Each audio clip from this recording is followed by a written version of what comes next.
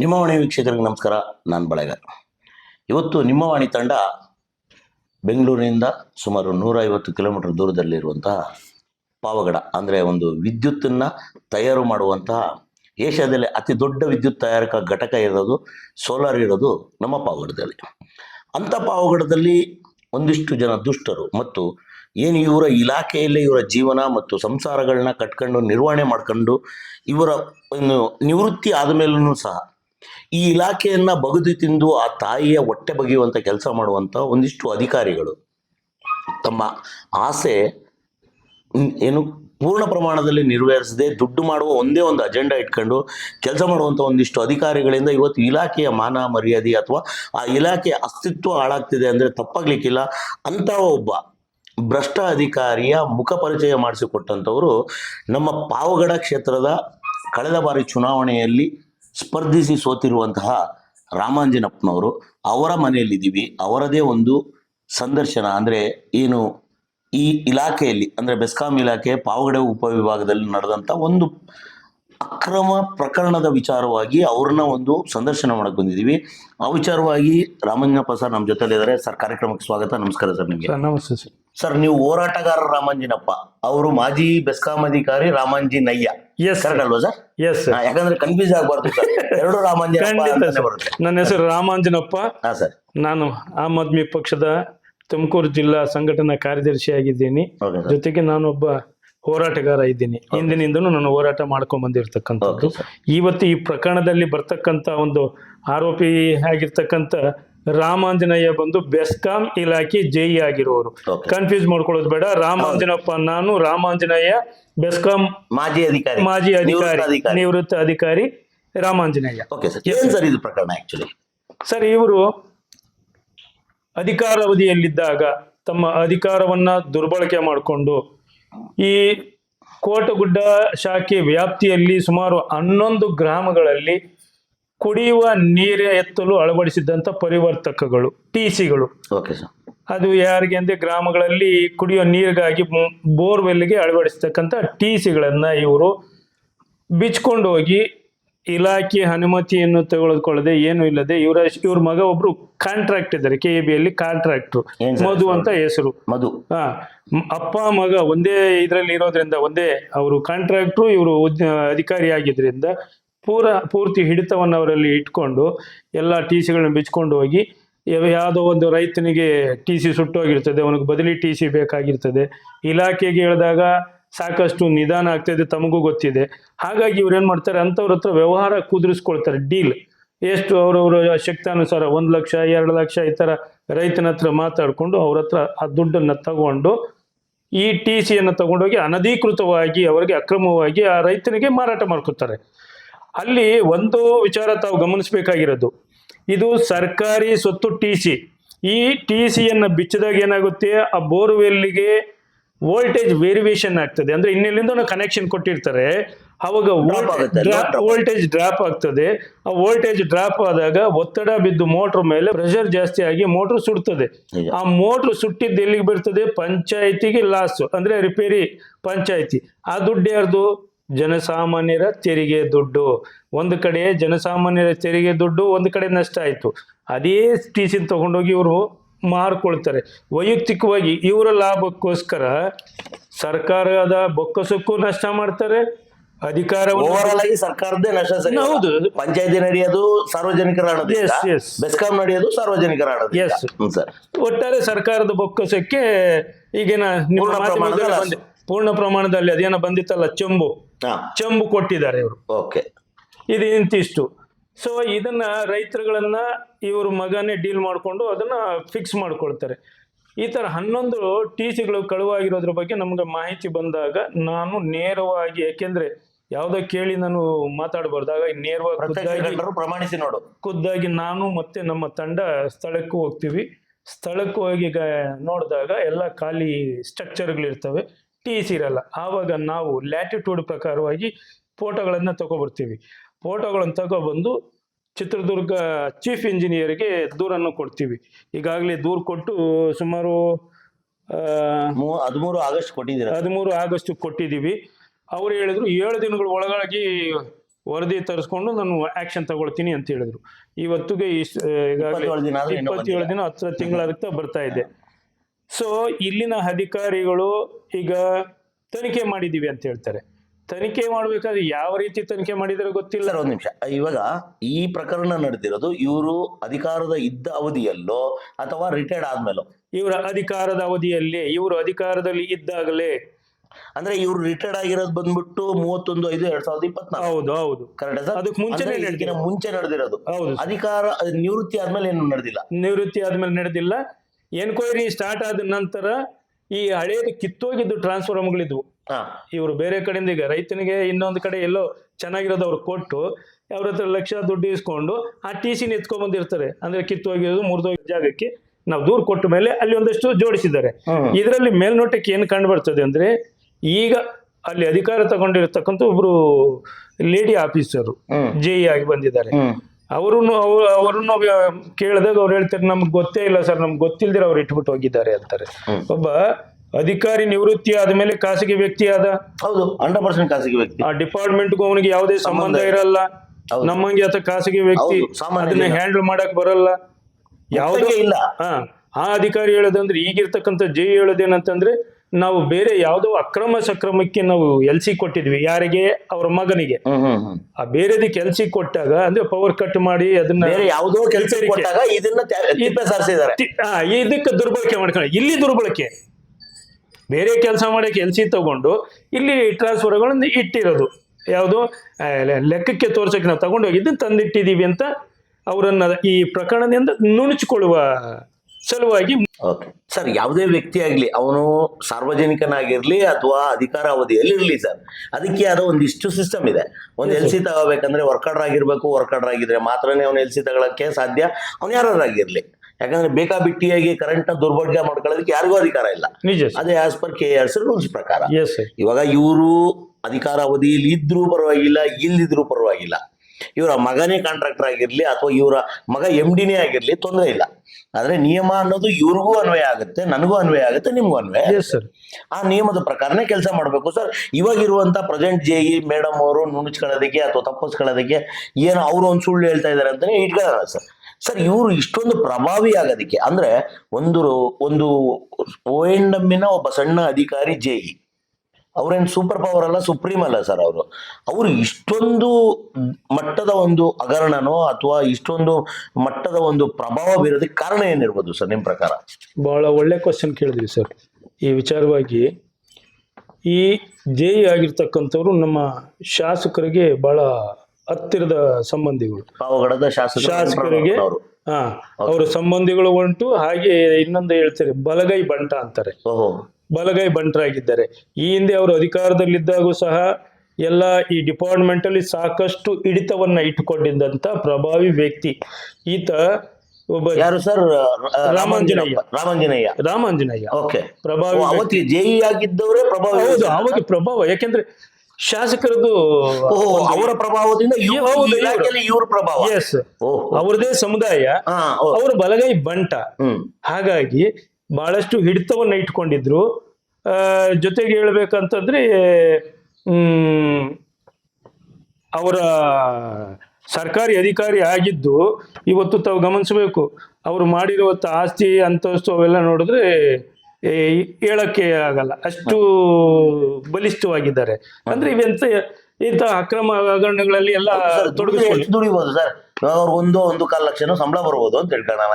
ಅದ್ರಲ್ಲಿ ಮಕ್ಕಳು, ಬೆಳವಣಿಗೆ, ಮನೆ ಎಲ್ಲ ನೋಡಿದ್ರೆ ಅವ್ರು ಮಿಕ್ಕದ 50,000 ಏನ್ ಮಾಡಕ್ಕಾಗುತ್ತೆ? ನೋಡಿ ಆ ಲೆಕ್ಕದಾಗ ಬಂದಾಗ ನೀವು ಬೇರೆ ಕಡೆ ವಿಚಾರ ಕೋಟಿ ಗಟ್ಲೆ ಬೆಲೆ ಬಾಳ್ತಾರೆ. ಅಂದ್ರೆ ಪಿತ್ತಾರ್ಜಿತನ ಸರ್ ಇವರೇ ಮಾಡಿರೋದ? ಇವ್ರು ಮಾಡಿರೋದು ಸರ್. ಈ ಇಲಾಖೆ ಅಲ್ಲ, ಅದು ಬಿಟ್ಟು ಓಕೆ. ಏಕೆ ಇಷ್ಟೆಲ್ಲ ಮಾಡ್ಬೇಕಾರೆ ಸರ್? ಸಾಮಾನ್ಯ ಯಾರ ಉದ್ಯೋಗಿ, ಸಾಮಾನ್ಯ ಅಧಿಕಾರಿ ಮಾಡಕ್ ಆಗಲ್ಲ, ಸಾಧ್ಯ. ಹಿನ್ನೆಲೆ ಇದ್ದಾಗಲೇ ಇವೆಲ್ಲ ಮಾಡ್ಲಿಕ್ಕೆ ಸಾಧ್ಯ. ಪ್ರಭಾವದಿಂದ ಇವರು ಇವತ್ತು ಈ ಮಟ್ಟದಲ್ಲಿ ಬೆಳೆದು ಕೂತಿದ್ದಾರೆ. ತಾವೊಂದು ಮಾತಿನ ಕೇಳಿದ್ರಿ, ಈಗ ಅಧಿಕಾರದ ಮೇಲೆ ಇಳಿದ ಮೇಲೂ ಟ್ರಾನ್ಸ್ಫಾರ್ಮರ್ ಕಿತ್ತೋಗಿದ್ದ ಯಾವ್ದೋ ಡಬ್ಬ ತಗೊಂಡಾಗ ಅಲ್ಲಿ ಇಡ್ತಾರೆ ಅಂದ್ರೆ ಅವಾಗ ಅವರ ಪ್ರಭಾವ ಎಷ್ಟಿರಬಹುದು ಅನ್ನೋದನ್ನ ತಾವು ಅವಲೋಕನೆ ಮಾಡ್ಬೋದು. ಇದು ಶಂಕದಿಂದನೇ ಬಂದಿರೋ ತೀರ್ಥ. ಇಲ್ಲಿ ಕೆಳಮಟ್ಟದಲ್ಲಿ ಏನ್ ನಡೀತಾ ಇಲ್ಲ. ಇವತ್ತಿಗೂ ಅವರು ಚಾಲೆಂಜ್ ಮಾಡ್ತಾರೆ, ಏನಾಗಿಲ್ಲ ಮುಚ್ಚಾಕ್ತಿವಿ ಅಂತ ನೇರ ಓಪನ್ ಆಗಿ ಹೇಳ್ಕೊಂಡು ತಿರ್ಗಾಡ್ತಾ ಇದ್ದಾರೆ. ಯಾರು ಸರ್? ರಾಮಾಂಜನಯ್ಯ. ಎಸ್, ತಲೆನೇ ಕೆಡಿಸ್ಕೊಳ್ತಿಲ್ಲ. ಅಧಿಕಾರಿಗಳು ಹಾಗೆ ಇದ್ದಾರೆ. ಆಕ್ಚುಲಿ ಅಧಿಕಾರಿಗಳು ತನಿಖೆ ಮಾಡಿ ಕ್ರಿಮಿನಲ್ ಪ್ರಕರಣ ದಾಖಲಿಸಬೇಕು. ಇದುವರೆಗೂ ಅಧಿಕಾರಿಗಳ ಕೆಲಸ ಮಾಡಿಲ್ಲ. ಕಳ್ಳ ಅಂತ ಗೊತ್ತಾಯ್ತಲ್ಲ, ನೀವು ಅಮಾಯಕ ಯಾವನ ಸಣ್ಣ ಕಳ್ಳ 100 ರೂಪಾಯಿ ಕದ್ರೆ ಬಿಡಲ್ಲ ಇವತ್ತಿನ ಕಾನೂನು. ಪೊಲೀಸರು ಹೋಗಿ ಒಳಗಡೆ ಹಾಕ್ತಾರೆ. ಕಣ್ಣು ಕಾಣ್ತಾ ಇದೆ, ಸಾರ್ವಜನಿಕರು ದರ್ಶಿ ಇದೆ, ಹೌದು, ಪ್ರೂಫ್ಗಳು ಕೊಟ್ಟಿದ್ದೀರಾ, ದಾಖಲೆ ಇದೆ, ದೂರು ಕೊಟ್ಟಿದ್ದೀವಿ. ನೀವು ಚೀಫ್ ಅವ್ರಿಗೆ ಕೊಟ್ಟಿದ್ದೀರಾ ಡೈರೆಕ್ಟ್? ಇಲ್ಲಿ ಮುಚ್ಚಾಕ್ತಾರೆ ಅಂತಾನೆ ನಾನು ಚಿತ್ರದುರ್ಗಕ್ಕೆ ಹೋಗಿ ಚೀಫ್ ಅವ್ರಿಗೆ ಕೊಟ್ಟು ಖುದ್ದಾಗಿ ಮಾತಾಡಿ ಬಂದಿದ್ದೀನಿ. ಓಕೆ, ಇದುವರೆಗೂ ಆಕ್ಷನ್ ಇಲ್ಲ ಅಂದ್ರೆ ಉದ್ದೇಶ ಏನು? ಮುಚ್ಚಾಕುವಂತದ್ದೇ ಉದ್ದೇಶ. ನಿಮಗೆ ಕೊಟ್ಟಿದ್ದು 7 ದಿನಗಳ ಕಾಲಾವಕಾಶ. ಅದು ಆಕ್ಚುಲಿ ಇರೋದು ಗೌರ್ಮೆಂಟ್ ಪ್ರಕಾರ ಇವ್ರು 7 ದಿನದಲ್ಲಿ ಇವರು ರಿಪ್ಲೈ ಕೊಡಬೇಕು. ಆದ್ರೆ 17 ದಿನ ಆಯ್ತು ಸರ್, ಇವತ್ತಿಗೂ ಏನು ಇಲ್ಲ. ಮುಚ್ಚಾಕುವಂತ ಹಿನ್ನೆಲೆ ಅದಕ್ಕೆ ಕೆಲವು ಅಧಿಕಾರಿಗಳು, ನಾನು ಎಲ್ಲಾರನ್ನೂ ಹೇಳಕ್ ಬಯಸಲ್ಲ, ಅದರಲ್ಲಿ ಕೆಲವು ಅಧಿಕಾರಿಗಳು ಇರ್ತಾರೆ, ಅವ್ರಿಗೆ ಸಹಕಾರ ಕೊಟ್ಟಾಗ ಇದೆಲ್ಲೋ ಒಂದ್ ಕಡೆ ಅದನ್ನ ನಿಧಾನಗತಿ ಮಾಡುವುದು, ಅದನ್ನ ಜನಗಳ ಮೈಂಡ್ ಇಂದ ಅಳಿಸುವುದು ಜಾಸ್ತಿ. ಹೌದು. ಈಗ ನಾವು ಏನಾಗುತ್ತದೆ, ದೂರು ಕೊಟ್ಟಿರ್ತೀವಿ, ಒಂದಷ್ಟು ದಿನ ಎಷ್ಟು ದಿನ ಓಡಾಡ್ಬಿಟ್ಟು ನಾವು ಎಲ್ಲೋ ಒಂದ್ ಕಡೆ ಬೇರೆ ನಮ್ಮದು ವೈಯಕ್ತಿಕ ಕಾರ್ಯಗಳಲ್ಲಿ ಬಿಸಿ ಆಗ್ಬೋದು. ಅವಾಗ ಏನಾಗುತ್ತೆ ಅಂದ್ರೆ ಗ್ರಾವಿಟಿ ಕಡಿಮೆ ಆಗ್ತದೆ. ಹಾಗೆ ಅದನ್ನ ಮುಚ್ಚಾಕುವಂತ ತಂತ್ರಗಾರಿಕೆ. ಈಗ ಟ್ರಾನ್ಸ್ಫಾರ್ಮೆಂಟ್ ಇದ್ದಾರೆ ಅಂದ್ರೆ ಇಲ್ಲ ರೀ ಅದು ಅಲ್ಲೇ ಇದೆ ಅಂತ ನಾಳೆ ಇವ್ರು ಹೇಳ್ಬೋದು. ಅಲ್ಲ, ನಿಮ್ಮ ಹತ್ರ ಪ್ರೂಫ್ ಇದೆಯಲ್ಲ? ನಮ್ಮ ಹತ್ರ ಇದೆ. ಟ್ರಾನ್ಸ್ಫಾರ್ಮರ್ ಇಲ್ದಿರೋಂತ ಫೋಟೋಗಳು ಖಂಡಿತವಾಗ್ಲಿ ಅದೇ. ನಾನ್ ಸುಳ್ಳು ಹೇಳ್ಬೋದು, ನೀವು ಸುಳ್ಳು ಹೇಳ್ಬೋದು, ಅಥವಾ ನಮ್ಮ ಎದುರುಗಡೆ ಇರೋರು ಸುಳ್ಳು ಹೇಳ್ಬೋದು. ಆದ್ರೆ ಫೋಟೋ ಅನ್ನೋದೇನು ಸುಳ್ಳು ಹೇಳೋದು ಅಲ್ವಲ್ಲ? ಅದು ಅಲ್ಲ, ಅದಿದೆ. ಫೈಲ್ ಕೆಳಕ್ಕೆ ಸೀಟ್ ಕೆಳಗೆ ಇಟ್ಕೊಂಡು ಕೂತ್ಕೊಂಡ್ರೆ ಏನ್ ಮಾಡಕ್ಕಾಗುತ್ತೆ? ಏನ್ ಮಾಡಕ್ಕ? ಈಗ ನಾನೊಬ್ಬ ಸಾಮಾನ್ಯ ನಾಗರಿಕ, ನಾನು ನಮ್ಮ ತಾಲೂಕಿನ ಜನತೆ ಬಗ್ಗೆ ಒಂದಿಷ್ಟು ಧ್ವನಿಯನ್ನು ಎತ್ತುತ್ತಾ ಇದ್ದೀನಿ. ಇದಕ್ಕೆ ಯಾರು ಈಗ ಈ ವಿಚಾರದಲ್ಲಿ ಜನಸಾಮಾನ್ಯರು ಸಪೋರ್ಟ್ ಮಾಡೋದಕ್ಕೆ ಹಿಂದೆ ಮುಂದೆ ನೋಡ್ತಾರೆ. ಅಯ್ಯೋ ಪ್ರಭಾವಿಗಳಪ್ಪ, ನಾವ್ ಹೆಂಗ್ ಮುಂದೆ ಹೋಗೋದು? ಇವತ್ತು ಬಹಳ ಒಳ್ಳೆ ವಿಚಾರ, ನಾನು ತಮ್ಮ ಮೀಡಿಯಂ ವಿಚಾರವಾಗಿ ಮಾತಾಡ್ತೀನಿ. ತಾವು ಬೆಂಗಳೂರಿಂದ ಇಲ್ಲಿವರೆಗೂ ಬಂದಿದ್ದ 160 ಕಿಲೋಮೀಟರ್ ಬೆಂಗಳೂರಿಂದ ಪಾವಗಡಕ್ಕೆ ಬಂದು ನನ್ನನ್ನು ಸಂದರ್ಶನ ಮಾಡ್ತಾ ಇದ್ರು. ಬಹಳ ಸಂತೋಷವಾದ ವಿಚಾರ. ನಮ್ಮ ಪಾವಗಡ ತಾಲೂಕಲ್ಲಿ ಸುಮಾರು 30ರಿಂದ 40 ಮಾಧ್ಯಮ ವರದಿಗಾರರು ಸ್ನೇಹಿತರಿದ್ದಾರೆ. ಇದರ ವಿಚಾರವನ್ನು ತೆಗೆದಿದ್ದು ಎಷ್ಟಂದ್ರೆ ಒಂದು 3ರಿಂದ 4 ಮಾಧ್ಯಮ ಸ್ನೇಹಿತರು ಅಷ್ಟೇ. ಉಳಿದವ್ರಿಗೆ ಯಾಕೆ ಇಷ್ಟು ಕಾಣ್ತಿಲ್ವಾ? ನಿಮಗೆ ಬೆಂಗಳೂರಲ್ಲಿರೋರು ಕಂಡಿದೆ, ಇಲ್ಲಿರೋರು ಕಾಣ್ತಾ ಇಲ್ಲ. ಅಂದ್ರೆ ಇವರ ಪ್ರಭಾವ ಅಷ್ಟು ಇದೆ. ಯಾರನ್ನು ಧ್ವನಿ ಎತ್ತಲಿಕ್ಕೆ ಬಿಡಲ್ಲ, ಎಸ್ ಸರ್, ವೆರಿ ಸಿಂಪಲ್. ನೋಡಿ ಪ್ರೇಕ್ಷಕರೇ, ಒಬ್ಬ ಅಧಿಕಾರಿ ಇಷ್ಟೊಂದು ಪ್ರಭಾವಿ ಆಗೋದಕ್ಕೆ ಏನು ಕಾರಣ ಅಂದ್ರೆ, ಯಾವೊಬ್ಬ ಸಾಮಾನ್ಯ ಪ್ರಭಾವಿ ಆಗ್ತಾನೆ ಅಂದ್ರೆ ಹಿನ್ನೆಲೆ ಒಂದು ಹಣ ಇರಬೇಕು, ಇಲ್ಲ ಅಧಿಕಾರ ಇರಬೇಕು. ಒಬ್ಬ ಸಾಮಾನ್ಯ ಜೆಇ, ಒಂದು ಗ್ರಾಮ ಮಟ್ಟದಲ್ಲಿ, ಒಂದು ತಾಲೂಕು ಮಟ್ಟದಲ್ಲಿ ಇರುವಂತ ಒಬ್ಬ ಜೆಇ ಈ ಮಟ್ಟದ ಒಂದು ಪ್ರಕರಣ ಮಾಡ್ತಾರೆ ಅಂದ್ರೆ, ಒಂದು ಸರ್ಕಾರಿ ವಸ್ತುನ ಮುಟ್ಟೋದೇ ತಪ್ಪು ಅಂತ. ಅಂದ್ರೆ ಒಂದು ಕಾಲಮಾನದಲ್ಲಿ ಈ ಟ್ರೈನ್ ಅಲ್ಲಿ ಬಾತ್ರೂಮ್ ಒಳಗಡೆ ಈ ಗ್ಲಾಸ್ಗಳು ಕಟ್ತಾ ಇದ್ರು ಸರ್, ತಾವೆಲ್ಲ ಅಬ್ಸರ್ವ್ ಮಾಡಿರ್ತೀರ. ಆ ಗ್ಲಾಸ್ಗಳನ್ನ ತಗೊಂಡು ಹೋಗೋದು ತಪ್ಪು ಅನ್ನೋದು ಒಂದಿಷ್ಟು ಕೇಳ್ತಾ ಇದೀವಿ ನಾವು ಚಿಕ್ಕದಲ್ಲಿದ್ದಾಗ. ಅಂದ್ರೆ ಒಂದು ಸರ್ಕಾರದ ವಸ್ತುವನ್ನ ಯಾರು ದುರ್ಬಳಕೆ ಮಾಡ್ಕೋಬಾರ್ದು ಅನ್ನೋದು ಕಾನೂನಿದೆ, ನಿಯಮ ಇದೆ, ಸಂವಿಧಾನ ಇದೆ. ಆದ್ರೆ ಇವರು ಇಷ್ಟೊಂದು ರಾಜಾರೋಷವಾಗಿ ಹಗಲಲ್ಲೇ ಅಂದ್ರೆ ಎಲ್ಲರಿಗೂ ಕಾಣಿಸುವಂತಹ ಒಂದು ವಸ್ತು, ಅಷ್ಟು ದೊಡ್ಡ ಟ್ರಾನ್ಸ್ಫಾರ್ಮರ್ನ ಇವರು ಏಕ್ದಮ್ 16ರಿಂದ 17 TCಗಳನ್ನ ತಗೊಂಡೋಗಿ ಬೇರೆ ಕಡೆ ಇವರು ಅಳವಡಿಸ್ತಾರೆ ಅಂದ್ರೆ, ಇವರು ಇನ್ನೆಷ್ಟು ಪ್ರಭಾವಿಗಳಾಗಿರ್ಬೋದು. ಇವರಿಗೆ ಈ ಪ್ರಭಾವ ಬರೋಂಗೆ ಮಾಡಿದಂಥ ಹಿನ್ನೆಲೆ ಇರುವಂತಹ ರಾಜಕೀಯ ನಾಯಕರುಗಳು ಇನ್ನೆಷ್ಟು ಪ್ರಭಾವ ಬೀರಿರ್ಬೋದು. ಈ ರೀತಿ ಹಲವಾರು ಪ್ರಕರಣಗಳಲ್ಲಿ ಇವ್ರದ್ದು ಇನ್ನು ಏನೇನು ನಡೆದಿದೆಯೋ ಯಾರಿಗೂ ಗೊತ್ತಿಲ್ಲ ಸರ್. ಒಟ್ಟಾರೆಯಾಗಿ ಇವಾಗ ನೀವು ಚೀಫ್ ಕೊಟ್ಟಿದ್ದೀರಾ ಸರ್, ಮುಂದಿನ ಹಿರಿಯ ಅಧಿಕಾರಿಗಳಿಗೆ ಗಮನಕ್ಕೆ ತರೋದು ಏನಾದರೂ ಇಷ್ಟ ಇದೆಯಾ ಸರ್, ಅಥವಾ ಏನಾದ್ರು ಈ ಥರದ್ದು ಏನಾದ್ರು ಕ್ರಮ ಆಗಬೇಕು ಅನ್ನೋದು ಒತ್ತಡ ಏನಾದ್ರು ಇದೆಯಾ ಸರ್ ತಮ್ಮ ಕಡೆಯಿಂದ? ಸರ್ ಖಂಡಿತ ಇದೆ.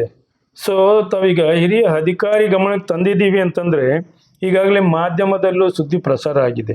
ಈಗ ತಮಗೆ ಇದು ಕಂಡು ಬಂದಿದೆ ಅಂದಮೇಲೆ ಈ ಇಲಾಖೆ MD ಆಗಿರ್ಬೋದು, ಇತರೆ ಅಧಿಕಾರಿ ವರ್ಗದ್ದು ಆ AC ಆಫೀಸಲ್ಲಿ ಕೂತ್ಕೊಂಡು ಕೆಲಸ ಮಾಡಿದ್ರೆ ಆಗಲ್ಲ. ಇದೇನು ಕಣ್ಣು ಕಾಣ್ತಾ ಇದೆಯಲ್ಲ, ಕಣ್ಣು ಮುಚ್ಕೊಂಡಿದಾರ, ಇಲ್ಲ ಇದಕ್ಕೆ ಅವರು ಸಹಕಾರ ಕೊಡ್ತಿದಾರ ಅನ್ನೋ ಅನುಮಾನ ನಮಗೂ ವ್ಯಕ್ತ ಆಗ್ತಾ ಇದೆ. ಈಗ ಮೇಲ್ನೋಟಕ್ಕೆ ಕಂಡು ಬಂದಿರೋದು ಬರೀ 16 TCಗಳು. ಇಲ್ಲಿ ನಮ್ಮ ಕಡಪಲಕೆರೆ ಗ್ರಾಮದ ಸುತ್ತಮುತ್ತ ಈಗ ಒಂದಷ್ಟು ಸೋಲಾರ್ ಪ್ರಾಜೆಕ್ಟ್ ಆಗ್ತಾ ಇದೆ. ಈಗ ನೆನಪಾಯ್ತು, ಆ ಸೋಲಾರ್ ಪ್ರಾಜೆಕ್ಟ್ಗೆ ಜಮೀನು, ರೈತನ ಜಮೀನು ತಗೊಳ್ತಾರೆ. ಆ ಜಮೀನು ತಗೊಳ್ಬೇಕಾದ್ರೆ ಅಲ್ಲಿರ್ತಕ್ಕಂಥ TCಗಳಿರ್ಬೋದು, ಕಂಬಗಳಿರ್ಬೋದು, ತಂತಿ ಲೈನ್ ಇರ್ಬೋದು, ಇನ್ನಿತರೆ ಬೆಸ್ಕಾಂ ಇಲಾಖೆಗೆ ಸಂಬಂಧಪಟ್ಟ ವಸ್ತುಗಳನ್ನೆಲ್ಲ ಇವರು ಶಿಫ್ಟ್ ಮಾಡ್ತಾರೆ, ವಾಪಸ್ ತಗೊಳ್ತಾರೆ, ಉಗ್ರಾಣಕ್ಕೆ ತಗೊಳ್ತಾರೆ. ಈಗ ಯಾವುದು ಇದು ಕಾಣ್ ಬರ್ತಾ ಇಲ್ಲ. ಆ ಲೆಕ್ಕಕ್ಕೆ ಹೋದ್ರೆ ಇನ್ನು 16 ಅಲ್ಲ 120ಕ್ಕೂ ಹೆಚ್ಚು TCಗಳು, ಈ ತರ ಕಿಲೋಮೀಟರ್ ಗಟ್ಲೆ ಲೈನು, ನೂರಾರು ಪೋಲ್ಗಳು. ಕಂಬಗಳು ಈ ತರದವೆಲ್ಲ ನನಗೆ ಇನ್ನೂ ಒಂದಷ್ಟು ಮಾಹಿತಿ ಸಿಕ್ಕಿದಾವೆ. ನಾನು ಮುಂದಿನ ದಿನಗಳಲ್ಲಿ ಅದನ್ನ ಗಮನಕ್ಕೆ ತರ್ತೀನಿ. ನಾವು ಹೋರಾಟ ಅಂತೂ ಬಿಡುವನಲ್ಲ. ಆಮೇಲೆ ಅಂದ್ರೆ ಇದು ಸಾಮಾನ್ಯ ಕೇವಲ ಸಾಮಾನ್ಯ ಇದು ಮೇಲ್ನೋಟಕ್ಕೆ ತಮ್ಮ ಕಾಣ್ತಾ ಇರೋದು 16 120ಕ್ಕೂ ಹೆಚ್ಚು ಕಿಲೋಮೀಟರ್ ಗಟ್ಲೆ ರ್ಯಾಪಿಡ್ ವೈರ್. Yes sir. ಈಗ ಒಂದು 3-4 ಗ್ರಾಮಗಳ ಜಮೀನುಗಳನ್ನ ಒಂದು ಸೋಲಾರ್ ಕಂಪನಿ ತಗೊಳ್ತಾರೆ ಅಂದ್ರೆ ಅಲ್ಲಿ ಪ್ರತಿ ರೈತನ ಜಮೀನಿಗೂ ಲೈನ್ ಹೋಗಿರ್ತದೆ. ಹೌದು, ಕಂಬ ಹಾಕಿರ್ತೀರಿ. ಆ ತೋಟಗಳಿಗೆ, ಆ ಬೋರ್ಗಳಿಗೆ ಶಕ್ತಿ ಬೇಕಾದಷ್ಟು ಟ್ರಾನ್ಸ್ಫಾರ್ಮರ್ಗಳನ್ನ ಹಾಕಿರ್ತೀರಿ. ಮೊದಲು ಹಾಕಬೇಕಾದ್ರೆ ರೈತನ ಹತ್ರ ದುಡ್ಡು ಕಟ್ಸ್ಕೊಂಡಿರ್ತಿರೋ ಇಲ್ಲ ಅಕ್ರಮ ಸಕ್ರಮದ ಸೆಕೆಂಡ್ರಿ, ಅದನ್ನೆಲ್ಲ ವಾಪಸ್ ತಗೊಳ್ಬೇಕಲ್ಲ. ಹೌದು. ತಗೊಂಡಿದ್ದ ಲೆಕ್ಕ ಎಲ್ಲಿದೆ? ತಗೊಂಡಿದ್ದಾರೆ ಎಲ್ಲ ತಗೊಂಡು ಸೋಲಾರ್ ಬಿಟ್ಕೊಟ್ಬಿಟ್ಟಿದ್ದಾರೆ. ಸೋಲಾರ್ ಪ್ರಾಜೆಕ್ಟ್ ನಡೀತಾ ಇದೆ, ಆದ್ರೆ ಇದು ಯಾವ್ದಕ್ಕೂ ಲೆಕ್ಕ ಇಲ್ಲ. ಇದು ಅದ್ರ ಬಗ್ಗೆ ನಿಮ್ಮ ಹತ್ರ ದಾಖಲಾತಿ ಮಾಹಿತಿ ಇದೆಯಾ ಸರ್? ಇದೆ ಸರ್. ಇನ್ನೂ ಒಂದಷ್ಟು ಬರಬೇಕಿದೆ. ಅಂದ್ರೆ ಅರ್ಧಂಬರ್ಧ ಹೇಳ್ಬಾರ್ದು ಅಂತ ನಾನು ಅದನ್ನ ಹೋಲ್ಡ್ ಮಾಡ್ತಿದ್ದೀನಿ ಈ ವಿಚಾರದಾಗ. ಒಂದು ನಿಮಿಷ ಸರ್. ಅಧಿಕಾರಿಗಳು ಈ ವಿಚಾರದಲ್ಲಿ ಏನಾದರೂ ಸೂಕ್ತ ಕ್ರಮ ತಗೊಳ್ಳಿಲ್ಲ ಅಂತಂದ್ರೆ ನಾನು ಈ ಪ್ರಕರಣದಲ್ಲಿ ಪ್ರೈವೇಟ್ PCR ಮಾಡೋದಕ್ಕೂ ತಯಾರಿದ್ದೀನಿ. ನನ್ನ ಹೋರಾಟವನ್ನು ಯಾವುದೇ ಕಾರಣಕ್ಕೂ ನಿಲ್ಲಿಸಲ್ಲ. ನಾನು ಕೊನೆಯದಾಗಿ ಒತ್ತಾಯ ಮಾಡೋದೇನಾದ್ರೆ, ಈ ಬೆಸ್ಕಾಂ ಇಲಾಖೆ MD ಅಂತ ಏನಾದರೂ ಇದ್ರೆ ಅವರು ಏನಾದರೂ ಇಲಾಖೆ ಬಗ್ಗೆ ಆಸಕ್ತಿ ಇದ್ರೆ, ಇಲಾಖೆಯನ್ನು ಉದ್ಧಾರ ಮಾಡ್ಬೇಕಂದ್ರೆ ಇಂಥ ಯಜ್ಞಗಳು ಅಂತ ಹೇಳ್ತೀವಿ, ಹಂದಿ ಯಜ್ಞ ಅಂತೀವಿ ನನ್ನ ಭಾಷೆಯಲ್ಲಿ ಹೇಳ್ಬೇಕಾದ್ರೆ, ಈ ಹಂದಿ ಯಜ್ಞಗಳನ್ನು ಫಸ್ಟ್ ಹೊರಗಡೆ ಹಾಕ್ಬೇಕು. ನಾನು ಈ ಬೆಸ್ಕಾಂ ಇಲಾಖೆ MD ಅವರನ್ನು ಭೇಟಿ ಮಾಡ್ಬೇಕು ಅಂತ ಅನ್ಕೊಂಡಿದ್ದೀನಿ ನಾನೀಗ ಆಲ್ರೆಡಿ. ಅವ್ರಿಗೂ ಸಹ ಯಾಕೆಂದ್ರೆ ಈಗಾಗಲೇ ಮಾಧ್ಯಮದ ಮುಖಾಂತರ ತಿಳ್ಕೊಂಡಿರ್ತಾರೆ ಅನ್ಕೊಂಡಿರ್ತೀನಿ. ಇನ್ನು ಎಚ್ಚರಿಕೆ ಆಗಿಲ್ಲ ಅಂತಂದ್ರೆ ಅವ್ರ ಕುಂಭಕರ್ಣ ನಿದ್ದೆಯಲ್ಲಿ ಇರ್ಬೋದು ಸರ್. ಯಾಕಂದ್ರೆ ಚಿಕ್ಕ ಪುಟ್ಟ ಮಾಧ್ಯಮನ್ನೆಲ್ಲ ಅವ್ರು ನೋಡಲ್ಲ. ಅದೇ ಒಂದು 3 ಜನ PAಗಳು ಕೊಟ್ಟಿದ್ದಾರೆ ಸರ್, PAಗಳು PS ಇದ್ದಾರೆ ಸರ್. ಇವರು ಡಿಪಾರ್ಟ್ಮೆಂಟ್ ಕೊಟ್ಟಂತ ನಂಬರ್ನು ಇವ್ರು ಮುಟ್ಟಲ್ಲ ಸರ್, ಫೋನ್ ಎತ್ತಲ್ಲ ಸರ್. ನೀವು ಬೇಕಾದ್ರೆ ಇಡೀ ಕರ್ನಾಟಕ ರಾಜ್ಯದ ಬೆಸ್ಕಾಮಿನ ಒಳಪಡುವ ಯಾವುದೇ ಒಬ್ಬ ಗ್ರಾಹಕರು ಬೆಸ್ಕಾಂ MD ಅವರಿಗೆ ಕಾಲ್ ಮಾಡಿ ಅವರ ಧ್ವನಿ ಏನಾದ್ರು ಕೇಳಿಸಿದ್ರೆ ದಯವಿಟ್ಟು ನಮ್ಮ ವಾಹಿನಿಗೆ ಹೇಳಿ, ನಾವು ಪುನೀತರಾಗ್ತೀವಿ, ನೀವು ಅವ್ರ ಧ್ವನಿ ಕೇಳಿಸ್ಕೊಂಡಿದ್ದೀರಂತ. ಇವತ್ತಿನವರೆಗೂ ಸರ್ ಅವರು ಬಂದು ಪದಗ್ರಹಣ ಮಾಡಿ ಇಷ್ಟು ದಿನ ಆದರೂ ಒಂದೇ ಒಂದು ದಿನ ಹೇಳಿ ಅಂತ ಫೋನಲ್ಲಿ ಮಾತಾಡಿಲ್ಲ ಸರ್. ಇದು ನನಗೆ ಖಚಿತವಾಗಿರೋದು, ನಾನು ಮಾಡಿರೋ ಫೋನಿಂದ ನನ್ಗೆ ಗೊತ್ತಿರೋದ್ರಿಂದ ಹೇಳ್ತಾ ಇದ್ದೀನಿ ಸರ್. ಸರ್ ಮುಂದೆ ಇರ್ಲಿ ಸರ್. ಈಗ ಅವ್ರ ಗಮನಕ್ಕೆ ಬಂದಿರ್ತದೆ ಅಂತ ಅನ್ಕೊಂಡಿದ್ದೀನಿ, ಆದ್ರೂ ಇಲ್ಲದೆ ಇರ್ಬೋದು. ನಾನೇ ಖುದ್ದು ಮನವಿ ಪತ್ರವನ್ನು ಕೊಟ್ಟು ಮಾತಾಡಿಸಿ ನಾನು ಬರ್ತೀನಿ. ಸೊ ಈ ಪ್ರಕರಣದ ಬಗ್ಗೆ ನಾನು ವಿಚಾರವನ್ನ ಮುಟ್ಟಿಸ್ತೀನಿ. ಆ ಮುಟ್ಟಿಸಿದಾಗ್ಲೂ ಈ ಹಂದಿ ಯಜ್ಞಗಳು ಏನು ಈ ಒಳಗಡೆನೆ ಭೂಮಿ ಒಳಗಡೆ ಸೇರ್ಕೊಂಡು ಕೊರಿತಾ ಇದಾವಲ್ಲ, ಇಂಥ ಈ ರಾಮಾಂಜನೇಯ ಅಂತ ಜೈ ಅಂತ ಯಜ್ಞಗಳನ್ನ ಇವರು ಕ್ಲೀನ್ ಮಾಡಲಿಲ್ಲ ಅಂದ್ರೆ ಮುಂದಿನ ದಿನದಲ್ಲಿ ನಾನು ಸಂಬಂಧಪಟ್ಟ ನ್ಯಾಯಾಲಯದಲ್ಲಿ PCR ಕೇಸ್ ಮಾಡುವ ಮೂಲಕ ನನ್ನ ಹೋರಾಟವನ್ನು ನಾನು ಮುಂದುವರಿಸ್ತೀನಿ. ಇದು ಅರ್ಥಕೊಂಡು ಆದಷ್ಟು ಬೇಗ ಅದಕ್ಕೆ ಎನ್ಕ್ವೈರಿ ಮುಗಿಸಿ ಅದಕ್ಕೆ ತಪ್ಪಿತಸ್ಥರಿಗೆ ಶಿಕ್ಷೆ ಕೊಟ್ಟರೆ ಆಗ್ಬೋದು.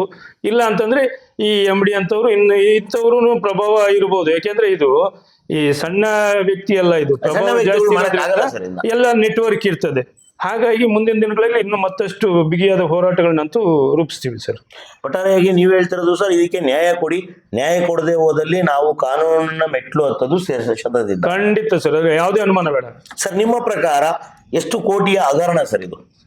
ಸರ್ ಅದು ಕೋಟಿ ಹಗರಣ ಅಂತ ನಾನು ಅದನ್ನ ನಿರ್ಧಾರ ಮಾಡಕ್ಕಾಗಲ್ಲ. ಯಾಕೆಂದ್ರೆ ನಾನು ಆ ಇಲಾಖೆ ಇಲ್ಲೆಲ್ಲ ಟ್ರಾನ್ಸ್ಫಾರ್ಮ್ದು ರೇಟ್ ಗೊತ್ತಿಲ್ಲ. ಬಟ್ ಕದ್ದಿರೋದು ಗೊತ್ತು, ಕದ್ದಿರೋದ್ರ ಬಗ್ಗೆ ಮಾಹಿತಿ ಗೊತ್ತು. ಅದು ಏನ್ ಅವ್ಯವಹಾರ ಆಗಿದೆ ಕೋಟಿಗೆ ರೀಚ್ ಆಗ್ಬೋದು ಅಂತ ನೀವು ಊಹಿಸಿದ್ದೀರಾ? ಎಸ್. ಈಗ ಸರ್ ಒಂದು ಟ್ರಾನ್ಸ್ಫರ್ಗೆ 1 ಲಕ್ಷ ಅಂತ ಲೆಕ್ಕ ಹಾಕಿ 100 ಟ್ರಾನ್ಸ್ಫಾರ್ಮ್ಗೆ ಎಷ್ಟಾಯ್ತು ಸರ್? ಕೋಟಿ ಹಾಗೆ ಹೋಯ್ತಲ್ಲ ಸರ್ ನಿಮ್ಮ ಲೆಕ್ಕಕ್ಕೆ ಬಂದ್ರು. ಈಗ ನಾನು ಸಿಂಪಲ್ ಹೇಳ್ತಿದ್ದೀನಿ, ಕೇವಲ 1 ಲಕ್ಷ ಲೆಕ್ಕ ಹಾಕಿದ್ರು 100 ಕೋಟಿ 100 ಟ್ರಾನ್ಸ್ಫಾರ್ಮ್ಗೆ 1 ಕೋಟಿ ಬಂದೇ ಬಂತು. ನಾನು ಅದನ್ನ ಹೇಳ್ತಿರೋದು. 120ಕ್ಕೂ ಹೆಚ್ಚು ನನಗೆ ಮಾಹಿತಿ ಇದೆ. ಅದು ಕೇವಲ ಪರಿವರ್ತಕಗಳು ಮಾತ್ರ, ಲೈನು ಪೋಲು ಎಲ್ಲ ಹೋಗ್ತವೆ. ಹೌದು, ಅದು ಇನ್ನು ಜಾಸ್ತಿನೇ ಆಗ್ಬೋದು, ಜಾಸ್ತಿ ಹೋಗ್ತದೆ. ಸರ್ ತುಂಬಾ ಒಂದು ಅದ್ಭುತ ಹೋರಾಟಕ್ಕೆ ಕೈ ಹಾಕಿದ್ದೀರಾ.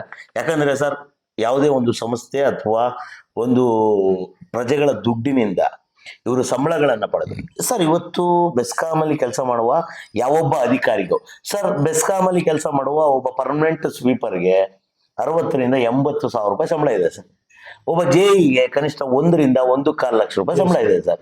ಈ ಅದ್ಭುತವಾದ ಸಂಬಳ ಸರ್. ಸೆಂಟ್ರಲ್ ಗೌರ್ಮೆಂಟ್ಗೂ ಇಲ್ಲ ಸರ್ ಈ ಸಂಬಳ.